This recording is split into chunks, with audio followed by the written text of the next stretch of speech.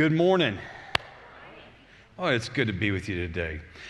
If I've not met you yet, my name is Mike. I'm one of the pastors here. We're so glad you're with us today. And as Christy shared, we are starting a new series next week, but we are finishing a series today. And hopefully, this is like one of those moments, when you fly in an airplane, you don't remember the middle of the flight unless it's really, really bad. You usually just remember the takeoff and the landing. Hey, we took off okay, we landed okay. Good, right?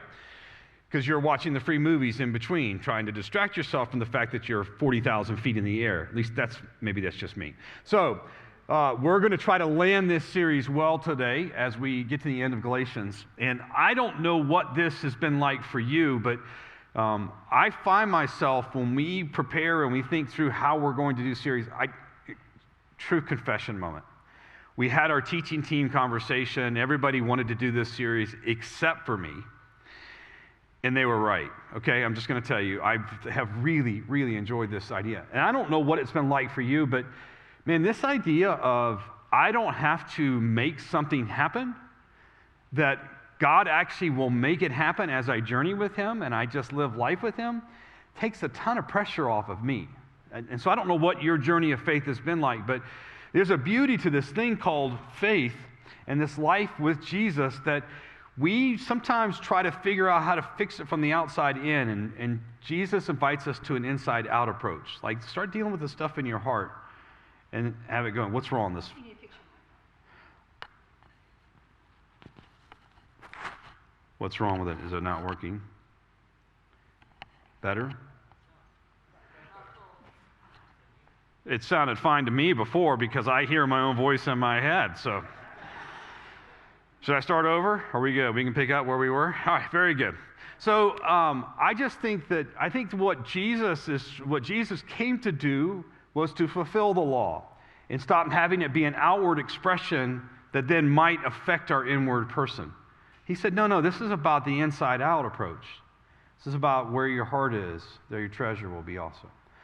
So as we get into today, we're talking about what do you do? Because I think as we look at this last text out of Galatians 6 that we're looking at, out of this life with the Spirit, that the picture is you have to actually do something with it. We have to actually be people of action. Now that does sound weird and funky to me. Is that me? How we doing? Lee, are we good? All right. I'm just going to press forward and pretend like everything's fine, all right? Because that's what we do. So, making choices. Making choices was what we talked about last week, and then action. We have to actually do something. So the way I would give this analogy, for many of you, you know that I used to coach soccer, right? And I coached for over 25 years. Like, I was licensed, and I did all the trainings, and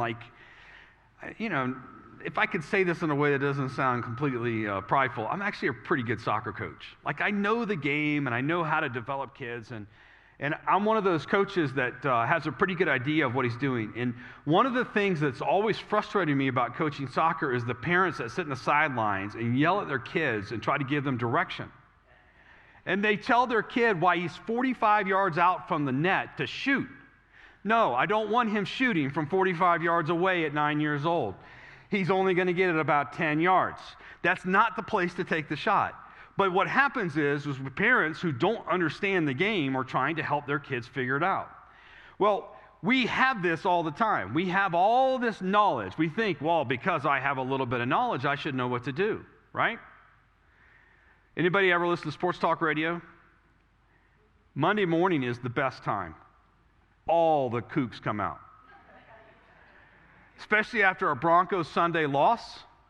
Oh, yeah. It is must-listen radio because all these people who have been watching the Broncos for at least 10 years have all these great ideas on how they should fix their quarterback situation and why the guy shouldn't have handed off in that moment. He should have gone for it on fourth down or whatever. All the Monday morning quarterbacks.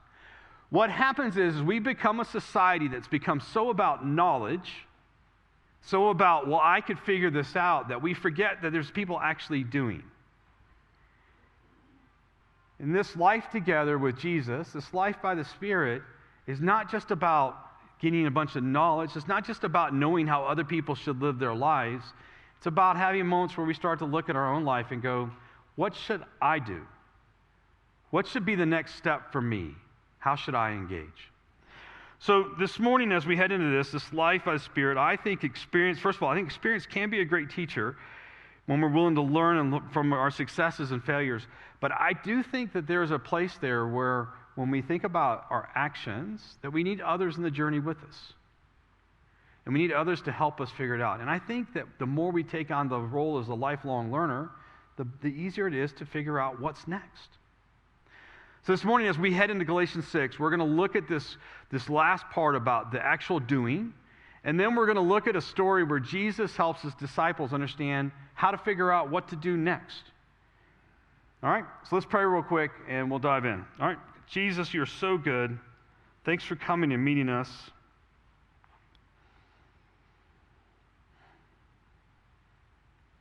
Just come, Holy Spirit. Let's fill this place with your presence.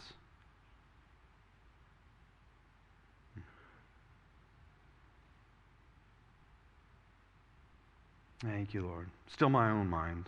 Let me be aware of what you're saying and doing. And just speak to us, God. We want what you want for us today. Speak to our hearts, not just our heads. In your name we pray. Amen. Sorry, I'm just going to confess, I had a moment there where I was totally distracted by all the things going on at once. Microphone issues. Somebody's got a really cool cell phone ring. Like all those things. Yeah, thanks. But I just got distracted. So let's just lean into what God's seeking, okay? So let's go to Galatians 6. At the end of our series is this life by the Spirit. We talked last week out of Galatians 6, 7, and 8. I just want to readdress this real quick because it leads into 9 and 10, our text for today. Do not be deceived. God cannot be mocked. A man reaps what he sows. Whoever sows to please their flesh, from the flesh will reap destruction. Whoever sows to please the Spirit, from the Spirit will reap eternal life. So this picture last week, we talked about this sowing and reaping, this planting and harvesting picture, that at some point we have to actually choose to do something with God. That if we're not making small little choices along the way and saying yes to God over and over again, that we're missing the opportunity to then have this journey of faith. And so we talked last week about the choosing. What will you choose? What are the small daily choices that we get to make where we get to identify what God's doing? And so this picture of what will we do then moves into, and then when we do, let's not grow weary. Verse 9, let us not become weary in doing good. All right, I'm going to pause there. Anybody else weary right now? Anybody else weary? So, I am.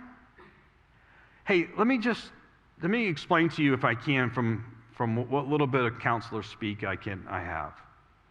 We, the people of the United States of America, we, the people of the earth, have been through a year of trauma. It's probably been longer than a year. I would say a year and a half at least of trauma. And what trauma means is that we have, and I realize that we go, well, wait a second, Mike, be careful what you use there because people who are on battlefields are in trauma. Yes, that's true. But trauma takes lots of different forms and fashions. And I can promise you that what all the places where our world has been turned upside down, we have all been in places of trauma. Decisions feel different. You second guess yourself. You wonder, what do you do about this? How are you going to handle that? There have been no right places and no right decisions. I just will tell you that I don't know a single pastor, and I know a bunch of them. I don't know a single pastor that's not feeling the weight of just getting beat up this past 2 years. There's not been a decision any of us has made that's been right. Now, by the way, I'm just going to tell you that's par for the course for pastoring and for being in ministry. But, man, I have never felt as second-guessed as I have felt about every little decision this past year. And I'm not alone. And I'm sure you're feeling it too. We have been through trauma, and that makes us weary. And we have to find places of rest. And we're going to talk about rest a little bit this morning. But what Paul's talking about here is, in the places of our tiredness, let's continue to submit ourselves to life with the Lord so that we can continue to do good. not out of the goodness of our own character or strength or personality, but out of the goodness of our life with God. All right? So let us not become weary in doing good. For at a proper time, a time set by God, we will reap a harvest if we do not give up. Therefore, as we have opportunity, let us do good to all people, especially to those who belong to the family of believers. Therefore, we have an opportunity. And that's my prayer for today, is that we seize this opportunity. Let us do good to all people. He's saying basically here, there's an action required in all this. This life by the Spirit does not mean that you're supposed to try to manufacture Spirit. We've talked about this numerous times. It doesn't also mean that you can make yourself kind and gentle and good and all those things. Oh, sure, you could do it in small doses, but over the course of your life, that's who you are is going to come out. So, at some point, though, we have to choose. We have to make an action. We have to step into something and say, I'm going to choose this as my next step. By the way, I did, about a month ago, we did the More Jesus thing with the water, and that's a good place to start. We just keep saying more Jesus. There's a great action. But one of the things I think we get stuck with is we don't know where to start. So what do I do? Where do I do with this? Okay, great, Mike. That's great in theory, but you're telling me I need to do something. What does that mean? So I can turn around in circles. That's doing something, right? That's what our spiritual life feels like sometimes. We're just spinning around in circles. I have a great story. It comes out of Mark 6. It's where the disciples are stuck. They're not sure what to do. And Jesus gives them some really clear ideas. And maybe you have heard this story before. It's about Jesus feeding the 5,000. But I actually think it's a training model for what to do when you don't know what to do. Okay? So let's go to Mark 6. And I'm going to set this up with a couple verses because the story before the story is really important to understand this moment. In Mark 6, verse 12, the disciples, Jesus sent the disciples out to go preach the good news. They went out, verse 12, and preached that people should repent. They drove out many demons and anointed many sick people with oil and healed them. King Herod heard about this, for Jesus' name had become well known. All right, there's a couple things going on here. One is that, first of all, Jesus is starting to become a big deal, kind of a big deal. And his guys now are walking around in the name of Jesus, doing things on his behalf, on kingdom behalf, that are also kind of a big deal. The word's getting around. This Jesus guy's got something going on. Well, the disciples go out and they start doing the stuff. The scripture tells us he sends them out 2 by 2. They go out with each other. There's all kinds of other language in Matthew that explains the way they went out. That's not as important as the fact that he actually sent them out. They went out and did it. And then they come back in verse 30 and they go, hey, Jesus, it worked, right? The apostles gathered around Jesus and reported to him all that they had done and taught. Now, here's how I imagine this, all right? I have 5 kids. Sometimes holidays at our house are a little chaotic, is a nice way of putting it. It's controlled chaos. But the way I imagine this is I imagine all of them coming back at once and going, hey, let me tell you about this. No, let me tell you about this. Let me tell you about that. Peter trying to yell over the top of everybody else, making sure his voice is heard, that all 12 at the same time are trying to tell him how cool this was. By the way, fascinating side note, Judas is part of the 12. So that might mess with your theology a little bit. I'll let that just sit there. So they all come back, and they're like coming after Jesus, like, man, you would not believe these moments, how God was moving, what was happening. We saw these people get healed. It was awesome, right? Then, because so many people were coming, remember, Jesus' name is traveling around. People are starting to know he's a big deal.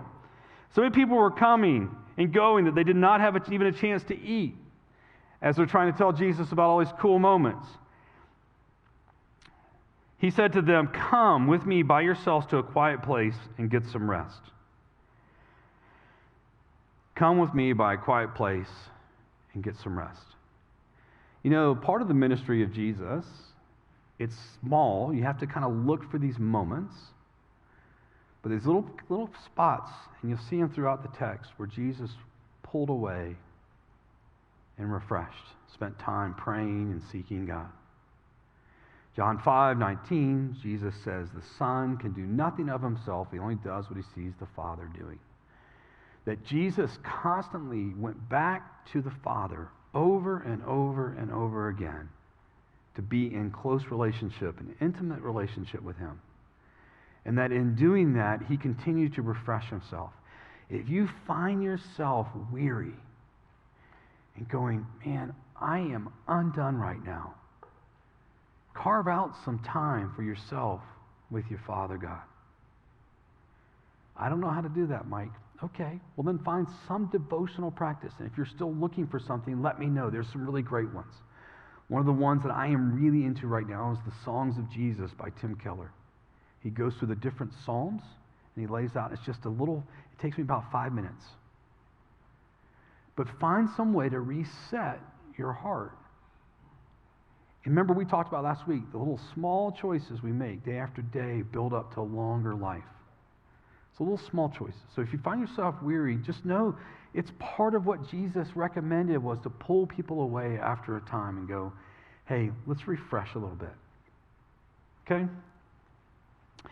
So it doesn't work out the way they planned. So they went away by themselves in a boat to a solitary place. They are on the Sea of Galilee. The Sea of Galilee is what we would call in Colorado a reservoir, right? But it's big. You could kind of see across it on a good day.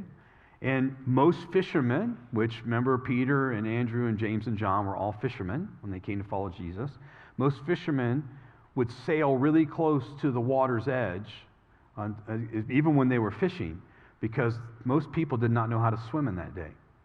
And so as they are going along, they're probably going along in the boat. What's happening now is, but many who saw them leaving recognized them and ran on foot from all the towns to get there ahead of them. So they watched them sailing, and all the people are running along the shore, following them. I wonder what that was like for the guys. I wonder if they had this moment where they went, go away. Go away. We just went and did a missions trip. It's time for us to hang out with Jesus a little bit. Come on. We're going to eat some fish and something, right? They get ahead of them. Then, when Jesus landed and saw a large crowd, he had compassion on them because they were like sheep without a shepherd. So he began teaching them many things. I love this. Jesus is never too busy for us. Never. In this moment, he sees them. And I have to believe this was another John 5:19 moment where he went, God, what are you doing in this moment? Okay, I will engage. I have compassion on them. They're like sheep without a shepherd. I feel tremendous empathy. And so I'm going to engage in this moment and minister to them. All right, verse 35. By this time it was late in the day, so his disciples came to him. This is where it starts to get really good. This is a remote place, they said, and it's already very late. Send the people away so that they can go to the surrounding countryside and villages and buy themselves something to eat. All right, we'll pause there. So the disciples are looking around. It's late in the day. They're going, okay, we got a lot of people here. We know from the number later, it's 5,000 men. All right? So we're going to do a little math. I've been learning new math with my kids, okay? We're going to do a little math. 5,000 men means there were at least 5,000 women, right? Because let's be honest, women are usually the ones that are a little bit more spiritual. They draw the men with them, right, guys? Let's be honest. We're okay with that. All right, so our wives help us in those. They're our helpers. They help us in those moments. So let's say there's at least 5,000 women, maybe more, but we'll just go with the even. 5,000 women. And then let's say some of them had kids. Well, they probably all had kids. But let's say some of them didn't bring their kids, or they were old enough they could leave them at home with their iPads or their Game Boys or whatever, or PS4s or Xbox. So let's say some of them left them at home, but some brought them. So let's say another 5,000 kids, okay? So we're going to go conservatively and say there were 15,000 people there. 15,000 people. Now, all kinds of things start to run through my head, and this is where I can get kind of rabbit traily. But, like, how did they all hear Jesus' voice? Like, Jesus didn't need a microphone, a PA system. He got the Holy Spirit PA system, right? So, anyhow, how they all hear his voice as he's teaching, he's doing these things. And the guys are looking around and they go, hey, send them home so they can get food. Where are they going to go? It's not like there's a Costco or a Sam's Club close by. There is no grocery store. People would buy the food they needed from the market for that day. Market's closed if it's at the end of the day. There's nowhere for them to go. See, one of the things we miss when we see stories like this is we don't realize that for this culture, food was a constant stress. It was a constant moment of, what are we going to eat today? Not in a way of like, all right, are we going to cook the dino chickens, right? Are we going to do the Costco pizza? Or what are we going to, not that kind of decision, which is the decision that usually happens in our house. But the decision was every day, are we going to have food? And did somebody go to the market to get bread and something to eat? So the whole thing the disciples are doing here is really silly, and Jesus responds in a way that calls out their silliness and their lack of faith, I would say. But he answered, you give them something to eat. What you got? What are you going to do, Peter? How about you, John? Andrew, what are you up to? How are you going to take care of these guys? And they said to him, that would take 8 months of wages. By the way, again, there's no store they could go buy it from at this point. But they're thinking in terms of money. Are we going to go and spend that much on bread and give it to them to eat? Jesus said, how many loaves do you have? Go and see. When they found out, they said 5 and 2 fish. Now, I think this is a powerful moment. Let me give you just a little bit of context real quick. By the way, when they're saying 2 fish, they're not talking about, I got a fish this big, right? They're not saying that. These were probably these little small little fish that would get dried out that people would carry with them to eat. So just to give you some perspective, these are not like, we got a mackerel here or something. Little tiny fish. So they come back. But I think this speaks way more than just the miracle piece. Let's go back. The disciples have just come off a missions trip where they have cast out demons in the name of Jesus. And they get to this moment and they don't know what to do. And they start thinking in terms of the natural. Well, we don't have enough money. You should send them home. Like, that's a lot of money, Jesus. Like, seriously, you're not even thinking, because not only is it a lot of money, there's nowhere you could go to get all that stuff and feed 15,000 people in this moment. And what they were trying to do was wash themselves of the problem. Send them home. Let it become their problem. What Jesus is calling out right here is, you just went on a missions trip. Don't you see what's happening here? Don't you have the faith to step into what's next now? So here's the good news for us, before I start to give you where I think he's trying to help them. The good news for us is that Jesus is not offended by the fact that we do something really cool, we see him move, and we see him move in an amazing way, and then we doubt the very next moment. He's comfortable with our problems. He's comfortable with our struggles. He's comfortable with our questioning. He gets that thing. But here's what he does. He's teaching them, and he starts by saying, what do you have? So as you start thinking about your life with Jesus, and what does it mean to have life by the Spirit, and going, but Mike, I don't know what to do. Well, then you start by saying, what do I have? Well, I own a Bible. That's a good place to start. I have friends. There we go. I like to eat. Boom. That's a small group right there. See how I did that? Like, seriously, we do have things at our disposal. And we sit around and worried about the things we don't have rather than recognizing the things we do have. So what do you have? We've got to start somewhere. All right. Verse 39. Then Jesus directed them to have all the people sit down in groups on the green grass. Sat down in groups of hundreds and fifties. There's a whole message I could do right here about the messianic implications here, but basically the way he's seating them, the way it says in the Greek, is lining them up almost as military units, as armies. And all the messianic things where his name's being known, it would have been really, for all these people, they would have gone, oh, great, this is the new army. That's not what Jesus was doing, but I can understand why people would get there. All right, verse 41, taking the 5 loaves and the 2 fish and looking up to heaven, he gave thanks and broke the loaves. He gave thanks and broke the loaves. Then he gave them to his disciples to set before the people. He also divided the 2 fish among them.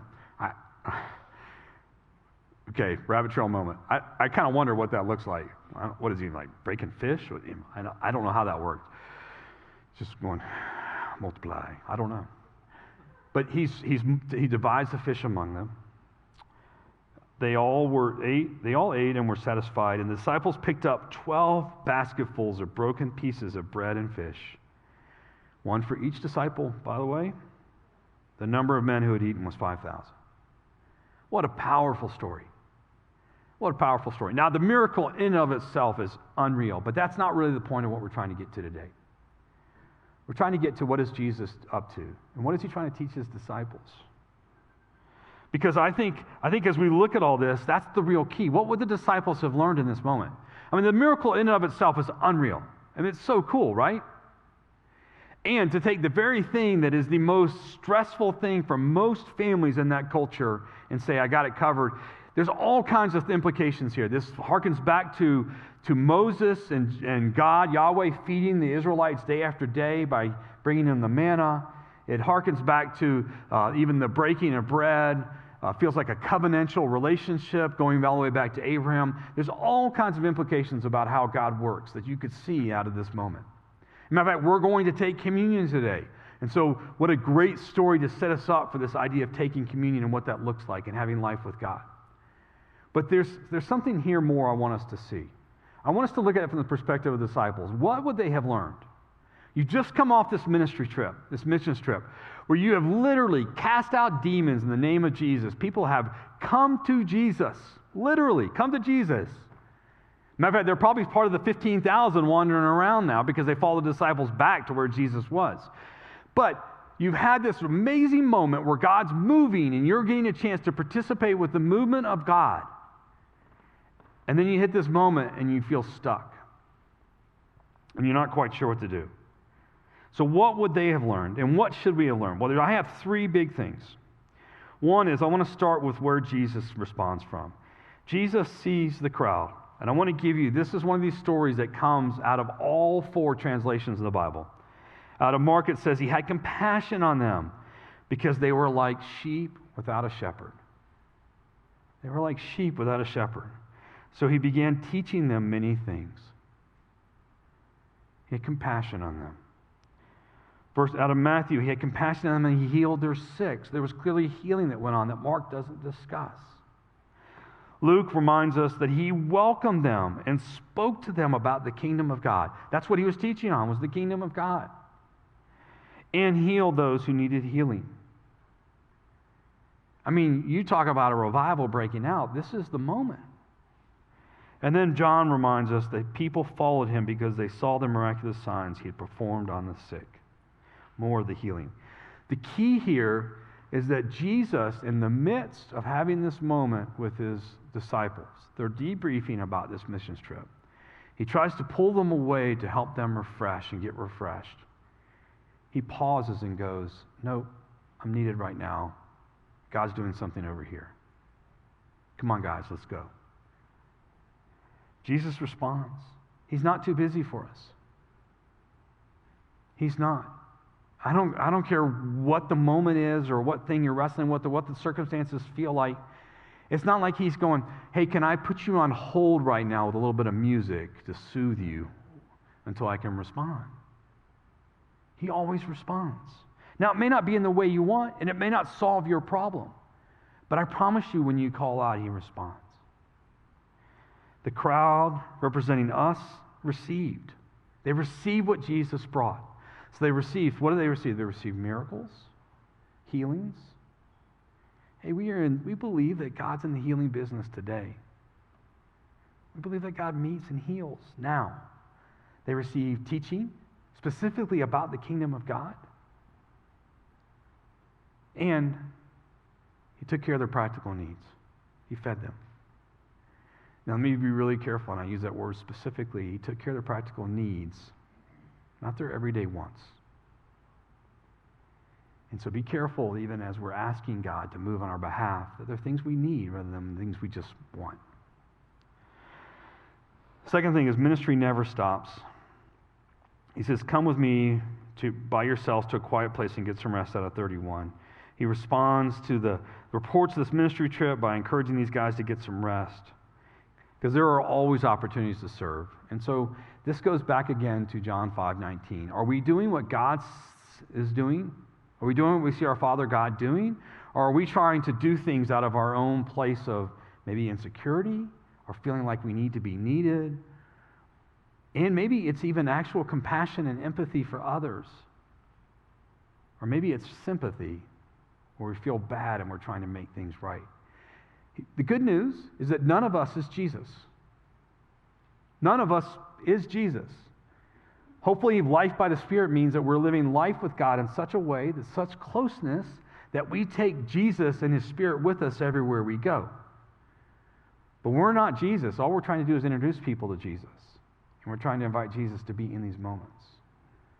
So just to be careful that we don't operate out of something that we don't have.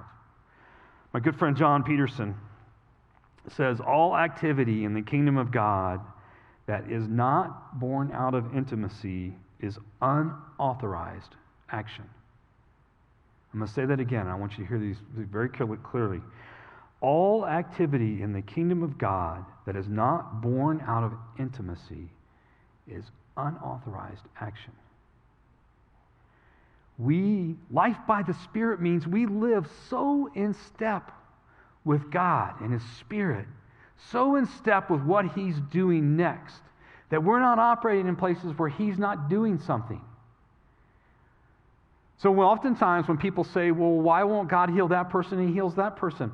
I don't know the full answer, but I know sometimes we start trying to claim something that God's not doing. We try to get in the middle of that. I am not God. You're not God. None of us are Jesus. And so all we're doing is introducing. And we live a life that's so in tune with the Spirit that then the fruit of the Spirit naturally comes out of us. And we're trying to do it in our own strength. It's unauthorized action. It will not work. And then lastly, the place I really want us to land on today is actions matter. I actually think this moment with Jesus and His disciples is a training model. I think He's training them for discipleship. I think He's training them on what it means to walk these things out. Now, what's fascinating for me is how much questions the disciples continue to have until the Spirit falls on them on the day of Pentecost. They still struggle, right? They struggle all the way around that. But I do think it's a training model. And the training model basically works like this. The first thing is I do, you watch. So Jesus is doing ministry from the very beginning, and the guys are coming with him and watching him, and they're asking questions. Why'd you do that? Why'd you spit in mud that time, and this time you didn't? I don't understand. What are you doing? And they're asking questions. So the second model is I do, you help. The third model is you do, and I help. This is the one He's inviting them into in this moment. You do, I help. Hey, you do it. You got this. What do you plan on doing about the fact that these people don't have any food? You have an opportunity right now to step into this. You could do this. I'll help you. I'll carry baskets for you. And the last one is you do and report back, which is what they had just done on this missions trip. I think what's so powerful about this training moment is that they had something very successful happen, very kingdom-oriented, very kingdom-successful happen. And then they come back and it feels like they're back at step one. Hey, training is not linear. It's not a straight curve of, man, look at the growth. It's messy. It's all over the place. It's back and forth. We learn different things at different moments. And sometimes we have to go back to the beginning. So if you find yourself stuck, you go back to the beginning.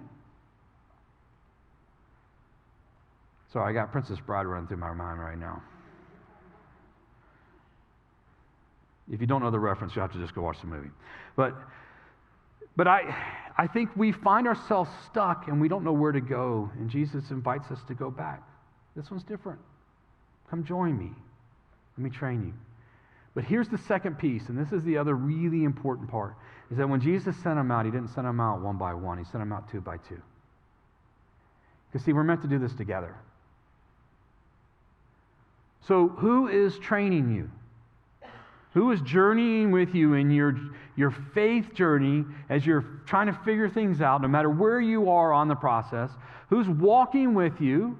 Who's helping you understand things? Who's asking questions to help draw things out? Who's journeying with you? We're going to kick off small groups next week. And this is not, I didn't necessarily plan this message to plug small groups, but let me just say this.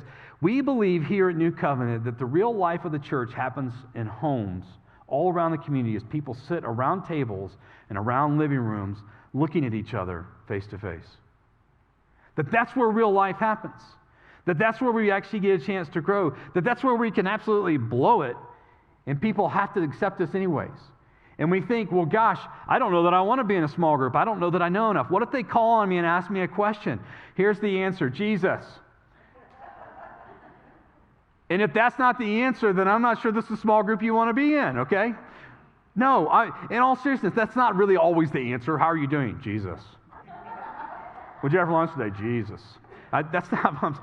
But my point is that we get so stuck in going, I have to know the information before I get there. No. You go and live life with people. That's how you learn and grow. It's not a straight line. It's messy. It's a journey.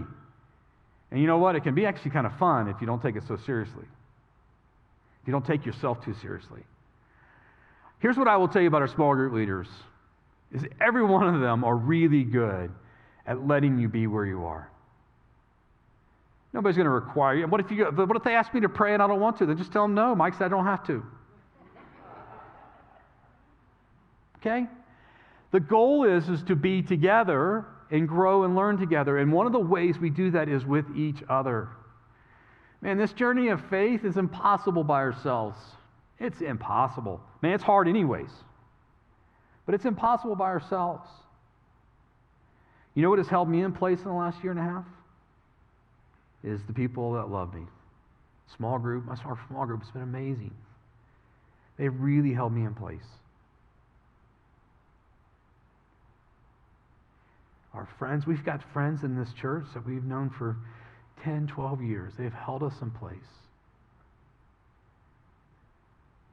When I get struggling, I don't just go to Jesus, I go to others that help me find Jesus. Who's journeying with you? Who's walking out your faith journey with you? Who can you go to when you're stuck? Who can challenge you? Who will push on you in the right ways, and who won't try to fix you, by the way? But they'll try to help you. We have to do something, and I'm just going to tell you that doing something requires other people. Who's training you? Who are you training? Who are you helping understand? Who are you linking arms with? Worship team, if you'll come back up. I'm going to finish with this last verse out of Hebrews 12.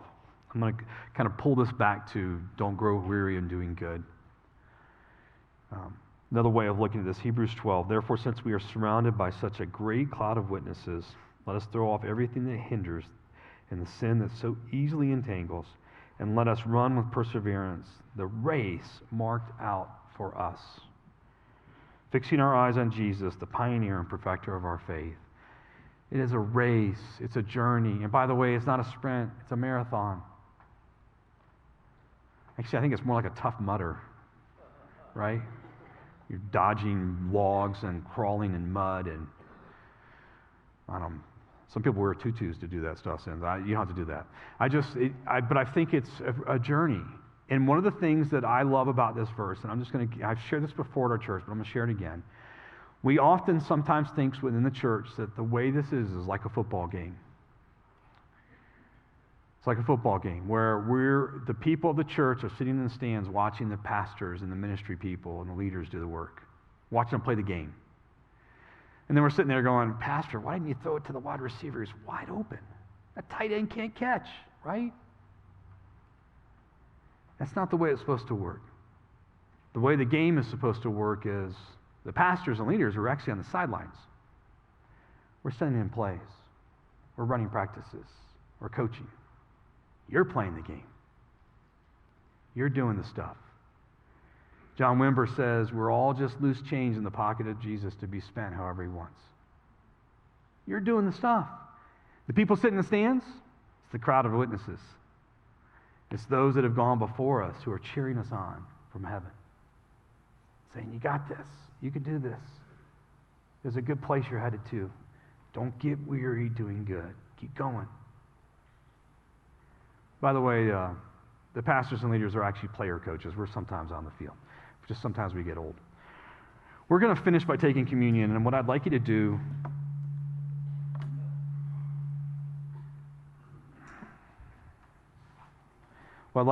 is if you'll grab your communion elements. And I think this is a great way to finish after the story where Jesus has been breaking bread. Matter of fact, I'm not even going to read the Corinthians text. We're going to treat this as what Jesus did. And one of the beautiful things about communion is we get to participate with what the saints have been doing since the time of Jesus. And I think it's a great way to respond this morning. So what I'd like you to do is I'd like you to take just a moment before we dive into the actual elements, and I want to say a quick prayer, and then I want you just to ask a couple questions. God, what am I supposed to do? Not what's 10 steps or 10 years down the road, but what's next? What's the next thing I'm supposed to do? And if you're having a hard time hearing his voice, and you feel like you can't lean into what he's saying, I'll give you a couple other questions that may help you find his voice. One question is, God, what is one area of my life that's holding me back? By the way, the enemy's never going to answer that one for you. And maybe the next question is God, who's one person I'm supposed to be praying for? So let's just take a few seconds and let's pray that prayer. God, what am I supposed to do next? And again, if you're stuck, try one of the other questions. So Lord, come and meet us. Holy Spirit, come.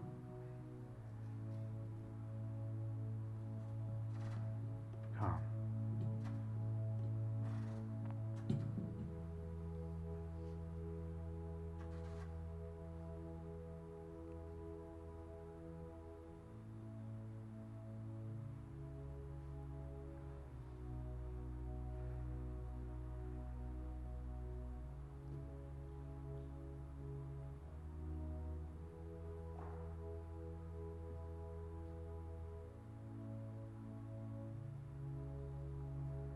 If you find yourself going, man, I need to repent for that, then let's repent. Take it to him. His kindness leads us to repentance. If you're feeling beat up, that's not the Lord. God always responds out of kindness.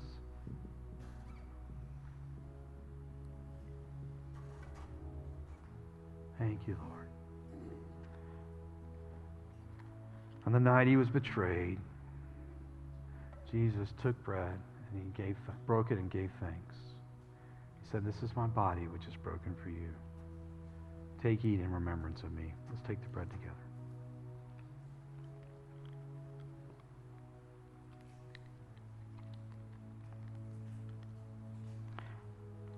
And likewise, after supper, he took the cup and said, this is my blood poured out for you, for the forgiveness of sins. Drink in remembrance of me. Let's drink together. As a church, we strongly believe that God meets us in the moments. And so we want to make space available. The worship team's going to lead us in some more time of worship. We will have a few of our prayer ministry folks that will be in the back. They'll have these cool blue name tags on. They're not people who necessarily have everything in the world figured out. I just want to tell you that, because I'm one of them. What they will do, though, is they'll journey with you. And if you just go, I just need prayer and I don't even know why, they'll just pray for you. We'll just invite God to come. But if you have something specific you need prayer for, or something you're wrestling with, or you just feel like you need the Lord to meet you, just let them come. Just come back in the back and let them pray for you. Okay? Let's worship.